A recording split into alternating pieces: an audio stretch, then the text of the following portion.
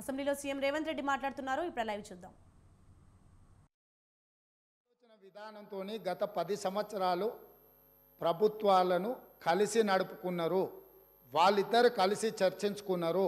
ఇంతెందుకు వాళ్ళ పార్టీ అంతర్గత విషయం ముఖ్యమంత్రి గారిని మార్చాలని ఇక్కడ చాలామంది మాజీ మంత్రులు చంద్రశేఖరరావు గారిని దించేసేయాలి, తారక రామారావు గారిని ముఖ్యమంత్రిని చేయాలని చెప్పి ఆ మంత్రివర్గంలో ఉన్న వాళ్ళే చంద్రశేఖరరావు గారి మీద అవిశ్వాసం ప్రకటించి తారక రామారావు గారిని ముఖ్యమంత్రిని చేయండి అని వాళ్ళు మాట్లాడినరు.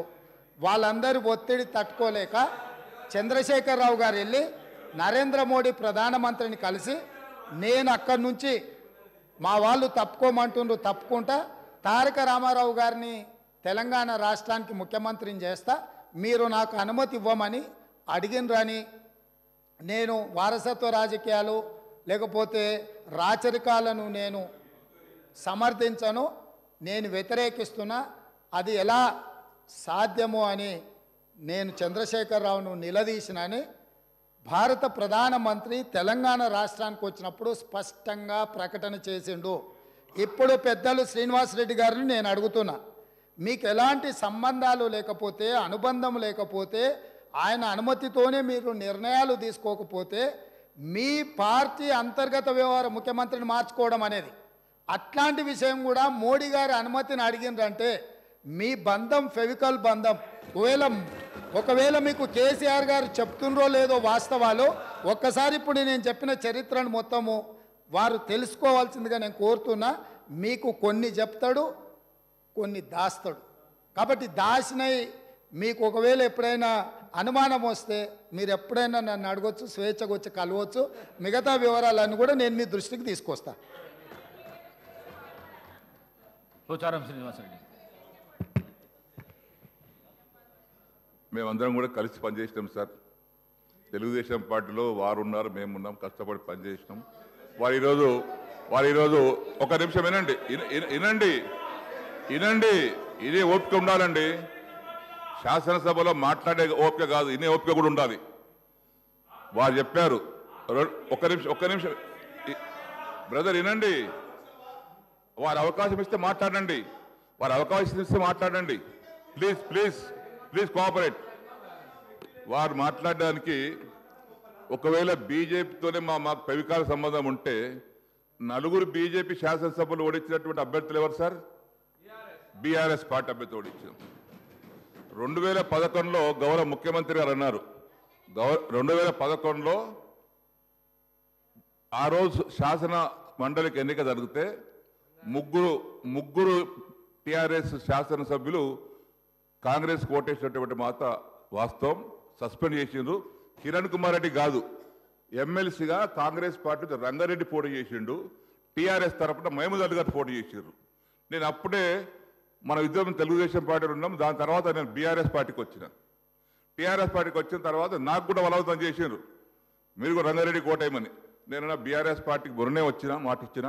నేను టీఆర్ఎస్ పార్టీ అభ్యర్థిగా ఓటేసి తప్పితే ఇంకో దానికి వేయనంటే మీరు చెప్పినటువంటి 3 పేర్లు నేను రిపీట్ చేయదలుచుకోలేదు. ఆ 3 పేర్లు లాలూచి పడి బీఆర్ఎస్ పార్టీకి అభ్యర్థికి వ్యతిరేకంగా రంగారెడ్డికి ఓటేసి రంగారెడ్డి గెలిపించుకున్నారు కాంగ్రెస్ పార్టీ. రెండవది తమరు అన్నారు సంబంధం బీజేపీ, ముఖ్యమంత్రి కావాలి, ముఖ్యమంత్రి మార్చాలంటే వారికి అవసరం సార్ అడగదాల్సి మేమే ఉండుంటాం కదా. నువ్వు 100 మంది అనుకుంటే మేము ముఖ్యమంత్రి ఎవరు చేయాలని చేసుకుంటాం, కానీ ఇంకెవరు అనుమతి మాకు అవసరం లేదు సార్. అది తమరికి రిపోర్ట్ తెలియదు, కానీ మీరు అన్నట్టుగా మాకెవరు అనుమతి అక్కర్లేదు సార్. మా శాసనసభ్యులే ఉన్నారు, మా నాయకుని మార్చుకోవాల్సిన అవసరం రాదు కూడా.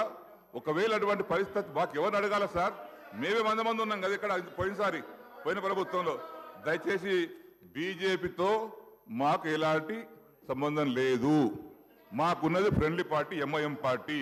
దయచేసి దాని పట్ల మరొకసారి తమరికి నేను విజ్ఞప్తి చేస్తా ఉన్నాను. పాయల్ శంకర్ గారు. అధ్యక్ష,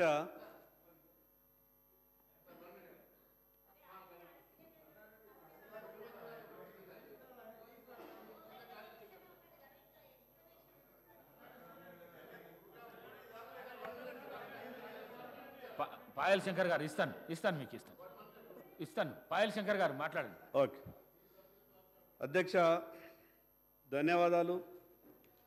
2024 బడ్జెట్ ఉభయ సభలను ఉద్దేశించి గౌరవనీయులైన గవర్నర్ గారి ప్రసంగంపై ధన్యవాదాలు చెప్పే తీర్మానంలో నాకు మాట్లాడే అవకాశం ఇచ్చినందుకు మీకు ప్రత్యేకంగా ధన్యవాదాలు అధ్యక్ష. అధ్యక్ష, ఈ సభకు కొత్తగా వచ్చినటువంటి సభ్యుణ్ణి. ఏవైనా తప్పులు జరిగితే పెద్దలు దాన్ని సవరించాల్సిందిగా ముందు మీకు విజ్ఞప్తి చేస్తున్నా అధ్యక్ష. అధ్యక్ష, గవర్నర్ గారి ప్రసంగంలో ముందుగా ప్రజాకవి పద్మవిభూషణ్ స్వర్గీయ శ్రీ కాళోజీ గారి మాటలను పరిచయం చేస్తూ గవర్నర్ గారి ప్రసంగం మొదలుపెట్టినటువంటి తీరు చాలా సంతోషం అనిపించింది అధ్యక్ష. అధ్యక్ష, అధికారం ఉన్నదని హద్దు పద్దు లేక అన్యాయ మార్గాల నార్జింపబూనిన, అధికారం ఉన్నదని హద్దు పద్దు లేక అన్యాయ మార్గాల నార్జింపబూనిన, అచ్చి వచ్చే రోజులంతమైనాయి. అది 2 నెలల క్రితమే ఆ ప్రక్రియ జరిగింది. కాంగ్రెస్ పార్టీకి అధికారం కూడా వచ్చింది. అధ్యక్ష, నిజంగా ప్రభుత్వం కాళోజీ మాటలను నమ్మి పరిపాలన అహంకారం లేకుండా న్యాయంగా పరిపాలిస్తుందని, ప్రతిపక్షాల సలహాలను సూచనలను తీసుకుంటుందని, మంచి పరిపాలన అందిస్తుందని ఆశిస్తున్నాం అధ్యక్ష. అధ్యక్ష, గవర్నర్ గారి ప్రసంగం అంటేనే కొత్తగా ఏర్పడ్డటువంటి ప్రభుత్వం యొక్క ఆలోచన విధానాన్ని, పరిపాలన చేసే తీరుని, రాష్ట్ర అభివృద్ధి కొలమానం అన్నీ కలిపి రేపు రాష్ట్ర ప్రజల భవిష్యత్తును సూచించేదే గవర్నర్ గారి ప్రసంగం. అధ్యక్ష, ఎన్నికల సమయంలో కాంగ్రెస్ పార్టీ ఇచ్చిన హామీలన్నిటి మీద, వాగ్దానాలు అమలుపరిచే విధానం పైన గవర్నర్ ప్రసంగం ఉంటుందని మేమంతా భావించాం అధ్యక్ష. కానీ ఎక్కడా కూడా కాంగ్రెస్ పార్టీ ఇచ్చిన హామీలపై కేవలం కొన్ని మట్టుకే ప్రస్తావిస్తూ మిగతా హామీల గురించి ఎక్కడా మాట్లాడకుండా 6 గ్యారంటీలు తప్ప ఈ రాష్ట్రంలో ఏ విషయాలను కూడా మేము పట్టించుకోమనే విధంగా